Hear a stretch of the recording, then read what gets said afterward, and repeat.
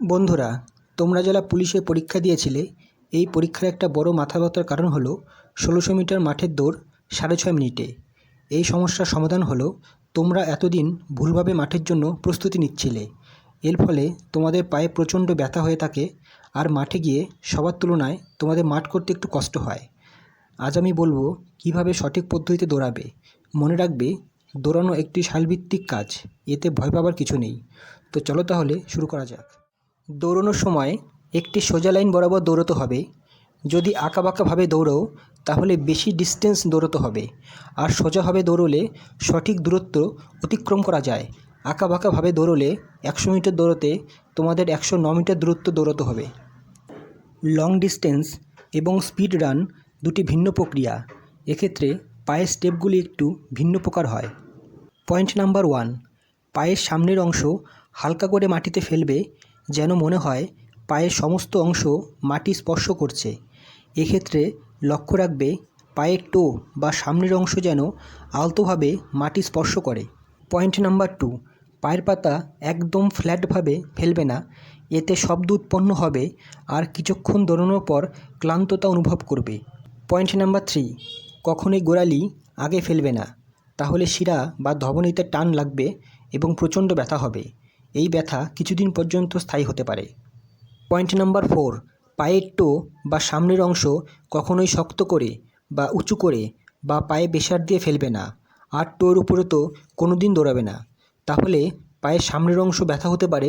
এই ব্যথা কিছুদিন পর্যন্ত স্থায়ী হতে পারে। পয়েন্ট নাম্বার 5, দৌড়ানোর সময় পা যেন সোজা সামনের দিকে থাকে। পয়েন্ট নাম্বার 6, পায়ের হাঁটু ভেঙে কখনোই দৌড়বে না।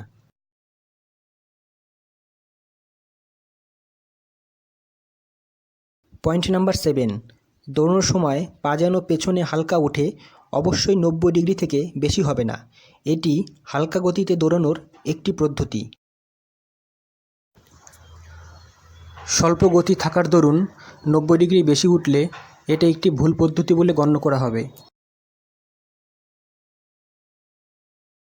পয়েন্ট নাম্বার 8, মাঠের শেষের দিকে 200 বা 300 মিটার একটু দ্রুতগতিতে দৌড়তে হবে। তখন পেছনে পা হালকা 90 ডিগ্রি থেকে একটু উপরে উঠবে। এটি দ্রুতগতিতে দৌড়ানোর একটি পদ্ধতি। পয়েন্ট নাম্বার 10, পায়ের গোড়ালি যেন সামনের দিকে হালকা ওঠে, হালকা গতিতে, আর দ্রুতগতিতে একটু বেশি উপরে উঠবে। লক্ষ্য রাখবে যেন 90 ডিগ্রি থেকে নিচে থাকে। পায়ের গোড়ালি বেশি ওপরে বা বেশি নিচে নামবে না, এটি একটি বিশেষ লক্ষণীয় বিষয়। এটি একটি সঠিক পদ্ধতি। যখন লাস্টে 200 বা 300 মিটার বাকি থাকবে তখন একটু স্পিড লাগাতে হবে, যাতে টাইমের আগেই মাঠ কমপ্লিট হয়ে যায়। পয়েন্ট নাম্বার 9, হাতের কাজটা কিন্তু খুব গুরুত্বপূর্ণ। হালকা গতিতে হাত সামনে পেছনে হালকাভাবে মুভমেন্ট করবে এবং দ্রুতগতিতে মুভমেন্ট করবে। এটি হচ্ছে হাতের সবথেকে গুরুত্বপূর্ণ কাজ। পয়েন্ট নাম্বার 11, কখনোই সামনের দিকে ঝুঁকে বা কাত হয়ে দৌড়বে না, সবসময় সোজাভাবে দৌড়বে। মাঠের সবথেকে গুরুত্বপূর্ণ বিষয় হলো প্রশ্বাস নিঃশ্বাসটা। যখন তোমরা মাঠে দৌড়ানো শুরু করবে, প্রথম দিকে নাক দিয়ে প্রশ্বাস নেবে এবং নাক দিয়ে নিঃশ্বাস ছাড়বে, এবং কিছুটা ডিস্টেন্স যাওয়ার পরে যখন অর্ধেক পথটা পেরিয়ে গেলে তখন তুমি হালকা নাক দিয়ে প্লাস মুখ দিয়ে নেওয়ার চেষ্টা করো। যদি প্রথম দিকেই মুখ দিয়ে নেওয়ার চেষ্টা করো তাহলে কিছুক্ষণ পর গলা শুকিয়ে যাবে এবং মাঠে দৌড়াতে পারবে না। তাছাড়াও অনেককে দেখেছি যে মুখে রুমাল নিয়ে দৌড়য় বা মুখটাকে শক্ত করে বা দাঁতে দাঁত লাগিয়ে দৌড়য়। এটা কোনো দিন করবে না। আমাদের ব্রেনটাকে সবসময় ফোকাস করতে হবে দৌড়ানোর উপরে, মুখের উপরে না। সবসময় মুখটা বন্ধ করে কোনো চাপ দিবে না, হালকা যেরকম থাকো নর্মাল থাকো, সেভাবে দৌড়াও। প্রথম দুই একটা পাক দিয়ে দাও, দুই একটা পাক নাক দিয়ে প্রশ্বাস নিয়ে নাক দিয়ে নিঃশ্বাস ছেড়ে দিয়ে দাও।